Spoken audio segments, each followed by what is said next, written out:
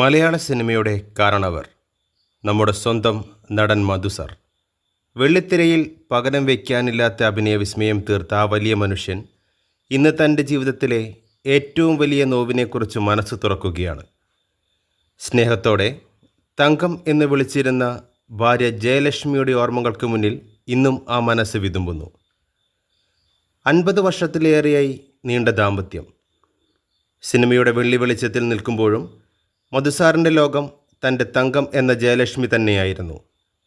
അദ്ദേഹം എപ്പോഴും പറയുന്ന ഒരു കാര്യമുണ്ട്: ഞാൻ മരിക്കുമ്പോൾ അവൾ ജീവിച്ചിരിക്കണം എന്നതായിരുന്നു തൻ്റെ ഏറ്റവും വലിയ പ്രാർത്ഥന.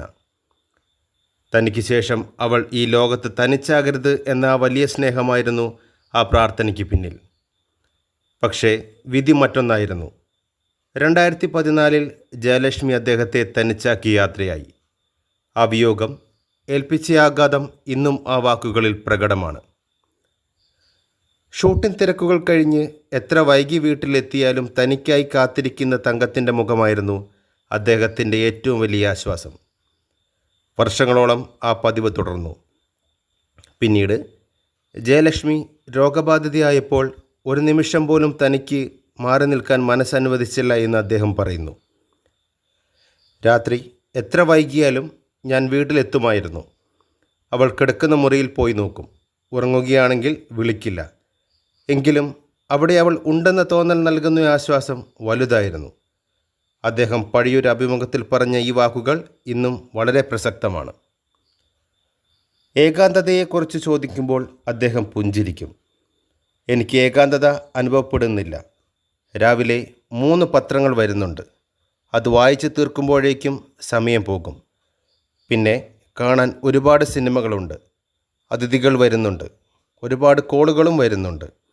ഇതിനെല്ലാം ഉപരി മകൾ ഉമ തൊട്ടടുത്ത് തന്നെയാണ് താമസിക്കുന്നത്.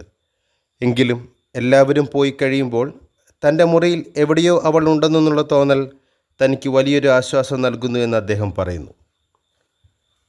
തങ്കം പോയതോടെ ഒരു മരണം അവൾക്ക് ആശ്വാസമായിരുന്നുവെന്ന് താൻ കരുതുന്നു എന്ന് അദ്ദേഹം പറയുമ്പോൾ അതിൽ സ്നേഹവും സങ്കടവും ഒരുപോലെ നിഴലിക്കുന്നു. മധു എന്ന മഹാനടൻ്റെ ജീവിതം ഇന്ന് വലിയൊരു സന്ദേശമാണ്.